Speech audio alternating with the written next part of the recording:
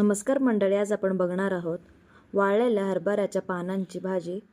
त्यासाठी मी इथं 1 कप भाजी घेतली आहे। त्यासाठी मी इथं अर्धी वाटी तूर डाळ भिजवून घेतली आहे। त्याचबरोबर लसूण व भरपूर असा मिरच्यांचा ठेचा घेतला आहे।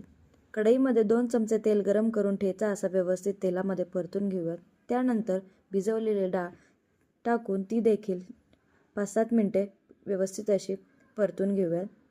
इथं बघू शकता डाळ आपली व्यवस्थित अशी तेलावर परतून झालेली आहे। अशा पद्धतीने डाळ व्यवस्थित अशी परतून घेतल्यानंतर त्यामध्ये आपण हरभऱ्याची भाजी घालून घेऊयात। हाताने थोडी थोडी अशी घालून घेऊयात व चवीनुसार मीठ घालून ही भाजी 3 ते 4 मिनिटं व्यवस्थित अशी परतून घेऊयात। ही भाजी तुम्हाला थोडी कोरडी वाटत असेल तर पाण्याचा थोडा हबका मारून ही भाजी 2 ते मिनिटं व्यवस्थित अशी तेलावर परतून घेऊयात। अशी ही पारंपरिक पण साधी सोपी पण चवीला एकदम भारी लागणारी हरभऱ्याच्या पानांची सुक्की भाजी तयार झाली। ही तुम्ही ज्वारी किंवा बाजरीच्या भाकरीसोबत किंवा दह्यासोबत अतिशय छान लागते। धन्यवाद मंडळी।